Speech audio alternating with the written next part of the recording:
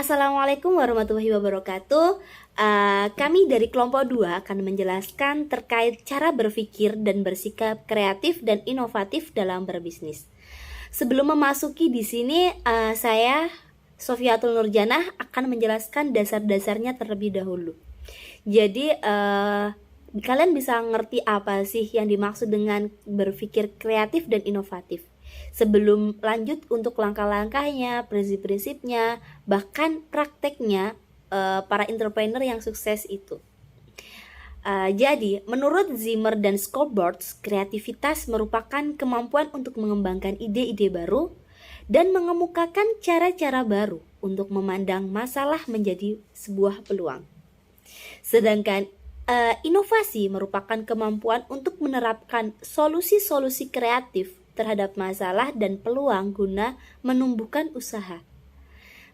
Arti dari kata kreatif sendiri adalah menciptakan sesuatu yang berbeda dari yang lainnya, atau menghubungkan hal-hal yang tidak ada hubungannya.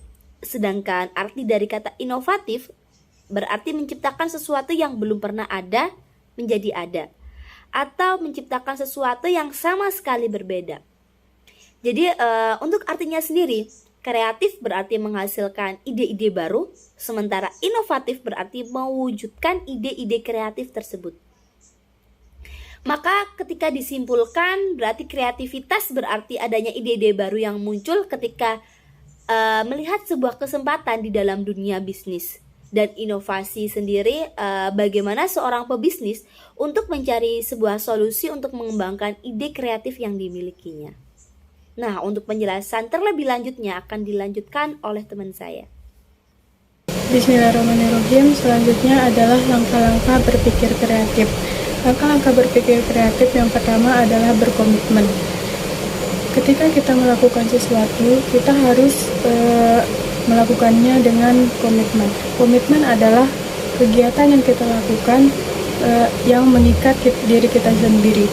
Komitmen pada diri sendiri contohnya adalah berolahraga setiap hari agar mendapatkan tubuh yang ideal atau agar menjadi sehat. Yang kedua adalah menambah sumber inspirasi. Menambah sumber inspirasi ini kita bisa melakukannya dengan cara membaca buku, membaca majalah, koran, menonton TV, dan lain-lain. Ada banyak sumber informasi baik di internet maupun di dunia yang kita rasakan saat ini. Yang ketiga adalah mencoba hal baru. Ide kreatif yang berbeda dari kebiasaan yang lama dapat terwujud bila kita juga mencoba yang belum pernah kita coba. Kita bisa mencoba jenis makanan baru, menonton genre film yang tidak pernah kita tonton, traveling ke tempat yang belum pernah kita kunjungi, mengobrol dengan teman yang belum pernah kita obrolin, dan lain-lain.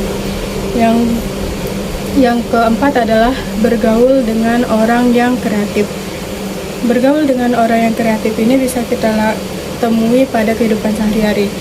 Contohnya, kita akan bergaul dengan teman-teman kita yang punya pemikiran yang kreatif. Di sana nanti kita bisa mencontoh atau mencoba hal yang diucapkan oleh teman kita. Yang kelima adalah produktif berkreasi.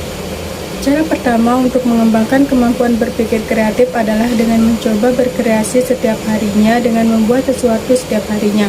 Contohnya seperti menulis, menggambar, mind mapping, mengembangkan konsep bisnis, hingga mengumpulkan rencana ide bisnis lainnya. Dengan membuat berbagai macam kreasi setiap harinya, hal ini akan merangsang otak bekerja lebih maksimal dalam menemukan ide-ide yang kreatif. Yang keenam adalah membangun kepercayaan diri. Kepercayaan diri merupakan salah satu hal yang sulit diraih bagi banyak orang yang lainnya, entah karena budaya atau sistem pendidikan yang belum fokus pada hal ini.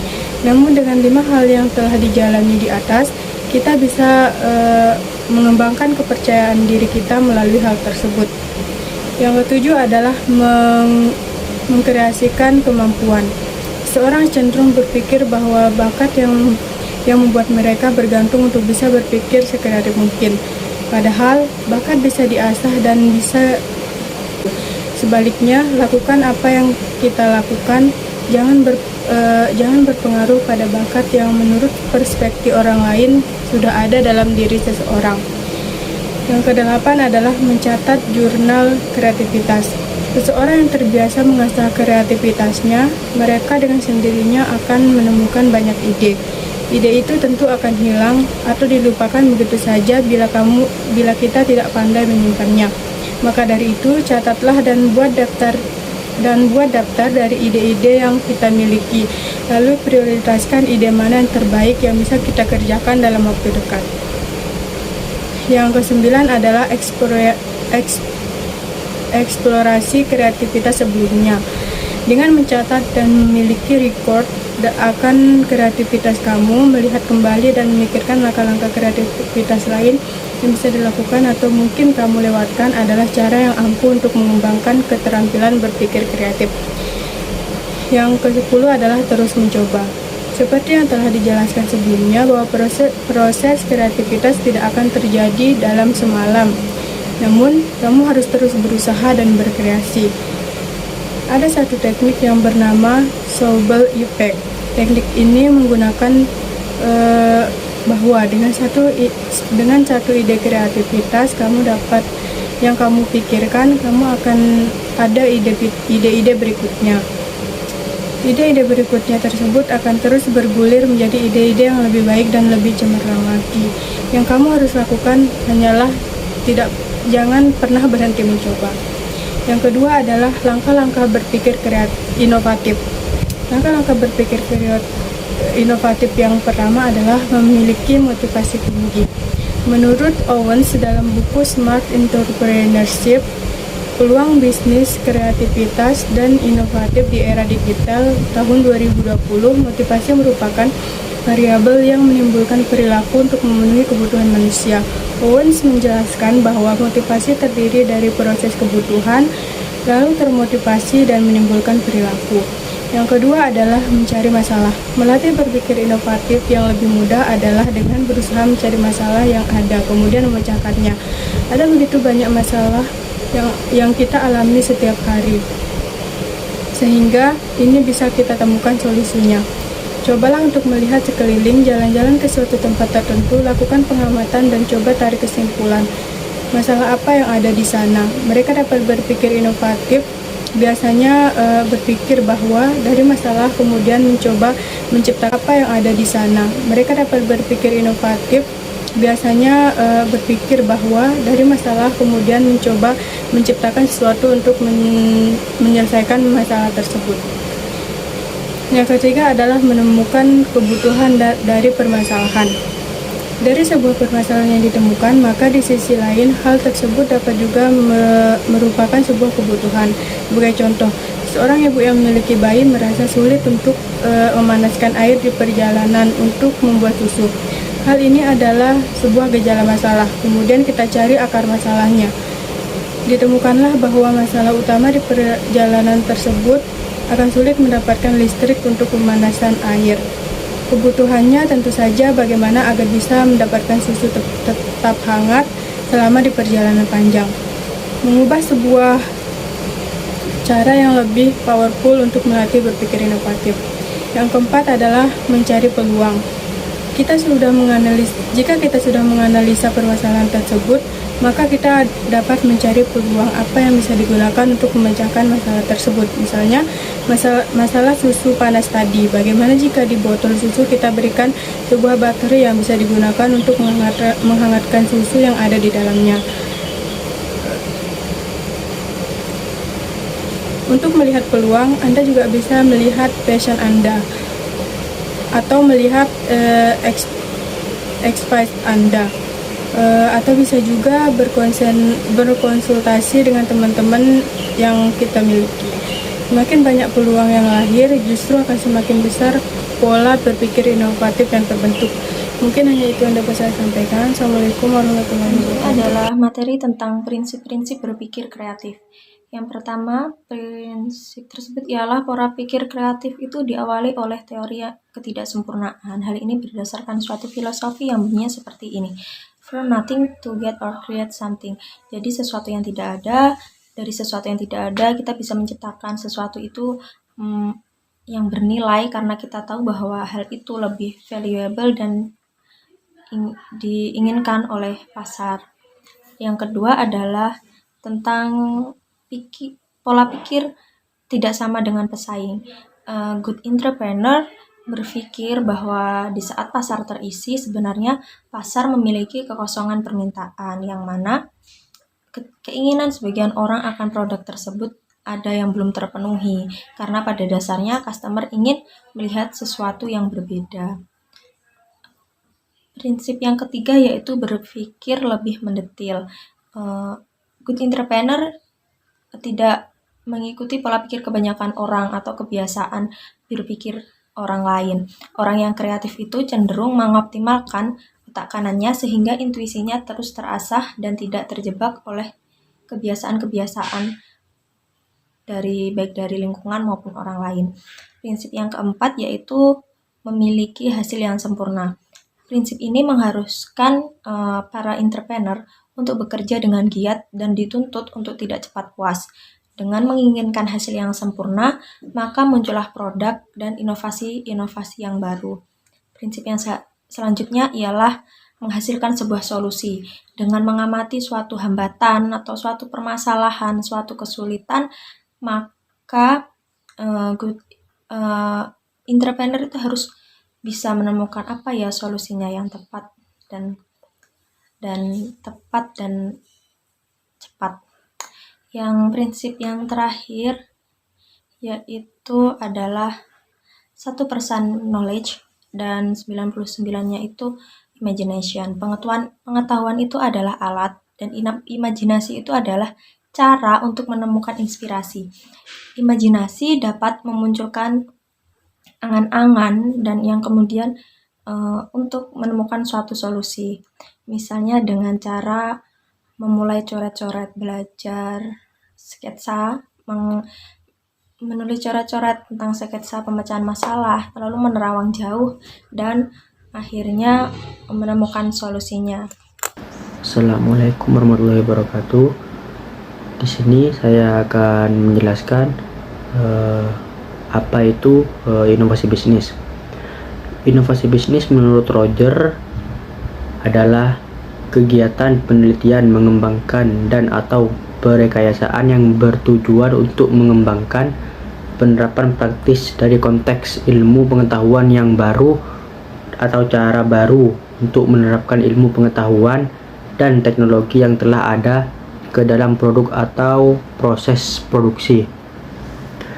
Menurut Robert, dalam inovasi bisnis yaitu ada 3 fokus. Yang pertama, gagasan baru.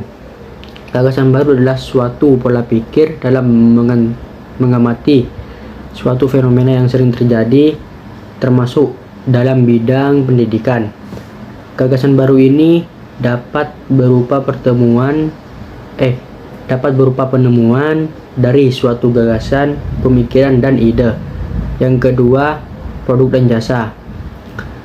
Produk dan jasa merupakan hasil langkah lanjutan dari adanya gagasan baru yang ditindaklanjuti dengan berbagai aktivitas, kajian, penelitian, dan percobaan sehingga melahirkan konsep yang lebih konkret dalam bentuk produk dan jasa yang siap dikembangkan. Kemudian yang ketiga yaitu upaya perbaikan. Upaya perbaikan yaitu usaha sistematis untuk melakukan penyempurnaan dan melakukan perbaikan yang terus-menerus sehingga hasil dari inovasi dapat dirasakan manfaatnya. Sekian, terima kasih. Wassalamualaikum warahmatullahi wabarakatuh. Assalamualaikum warahmatullahi wabarakatuh. Saya Ahmad Afwan Rashidi, NIM 19220038. Baik, saya akan melanjutkan materi selanjutnya yaitu kreativitas dan inovasi dalam praktik para entrepreneur sukses.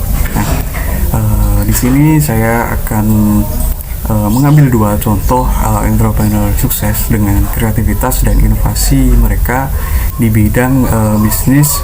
Yang pertama yaitu di bidang kuliner dan yang kedua yaitu bisnis perusahaan startup. Nah, yang pertama yaitu ada Andries Wijaya. Nah, Andries Wijaya ini merupakan salah satu entrepreneur sukses di bidang kuliner, yaitu membuat sebuah produk inovasi yaitu nasi liwet instan. Nah, mungkin nasi liwet instan ini masih asing ya di telinga kita karena ini suatu hal yang baru dan mungkin belum banyak yang tahu kalau ada nasi liwet instan. Biasanya nasi liwet ya dibuat dengan cara tidak instan seperti itu. Nah, perjalanan menuju kesuksesan Andries tersebut ternyata tidak begitu mudah dan harus melalui tantangan yang begitu berat. Nah, bermula saat bisnis ayahnya, bisnis beras yang dikelola ayahnya ini mengalami berhenti ya, karena disebabkan oleh ayahnya yang meninggal dunia. Nah, oleh sebab itu Andries pulang dan melanjutkan bisnis ayahnya, yaitu bisnis beras, dan dibantu oleh kakaknya. Namun karena Andries ini tidak mempunyai pengalaman atau pengetahuan yang cukup di bidang bisnis beras ini, akhirnya bisnis tersebut mengalami kebangkrutan. Dan bahkan lebih parahnya lagi, perusahaan tersebut mempunyai hutang 200 juta. Karena mempunyai utang yang begitu besar, akhirnya aset-aset perusahaan seperti mesin penggiling beras tersebut harus dijual. Nah, akhirnya Andries memulai dengan menjadi entrepreneur mulai dari nol, yaitu membuat inovasi dari produk nasi liwet instan. Nah, bermula saat merintis bisnis tersebut, Andries hanya dapat memproduksi yaitu 50 pak per hari dan dibantu oleh 3 karyawan. Nah, kemudian bisnis tersebut mulai berkembang dan sampai saat ini perusahaan atau bisnis tersebut sudah bisa memproduksi sekitar 2000 pak per hari dan dibantu oleh 60 karyawan. Nah, ini salah satu contoh entrepreneur sukses karena inovasinya di bidang kuliner. Nah, yang kedua yaitu William Tanuwijaya. Nah, mungkin dari kita sudah tidak asing dengan kata-kata atau nama William Tanuwijaya karena beliau merupakan salah satu entrepreneur sukses di bidang perusahaan startup, yaitu Tokopedia. Nah, di balik kesuksesan tersebut ada sebuah perjalanan panjang yang ditempuh William sebelum pada titik kesuksesan. Nah, bermula saat setelah lulus SMA, William kemudian melanjutkan studinya di salah satu universitas, yaitu Bina Nusantara atau BINUS, dengan jurusan Teknik Informatika. Nah, dengan kuliah di jurusan tersebut dan di universitas yang tergolong swasta dan cukup mahal. Nah, permasalahan muncul pada tahun kedua, yaitu saat ayah William ini jatuh sakit. Akhirnya perekonomian keluarga mengalami guncangan. Nah, sehingga mengharuskan William ini mengambil pekerjaan sampingan atau pekerjaan tambahan untuk mencukupi kebutuhan dan biaya perkuliahan. Akhirnya William bekerja sebagai penjaga warnet ya, untuk mencukupi kebutuhannya. Nah, dengan di samping menjaga warnet, William ini terus mengembangkan skill yang dia miliki ya, yang sudah berkecimpung di dunia teknologi. Nah, pada 2009 akhirnya William ini menciptakan sebuah perusahaan ya, yaitu Tokopedia. Nah, Tokopedia ini kan sudah sering kita dengar dan mungkin sudah familiar dengan kita. Nah, semakin lama Tokopedia semakin berkembang dan makin banyak prestasi yang didapatkan di dalam maupun di luar negeri. Nah, dari dua entrepreneur sukses ini tentu banyak sekali hikmah yang dapat kita ambil ya. Yang pertama, kita tidak boleh menyerah dalam keadaan apapun dan dalam situasi apapun ya. Kita harus tetap bangkit dan semangat untuk mewujudkan cita-cita kita. Nah, yang kedua yaitu pentingnya mindset sebagai driver dan bukan passenger yaitu walaupun kita mempunyai modal yang sedikit, kita bisa memulai bisnis ya dengan dari nol. Kita perintis bisnis pasti dengan keteguhan dan kerja keras akan membawa kita dalam kesuksesan.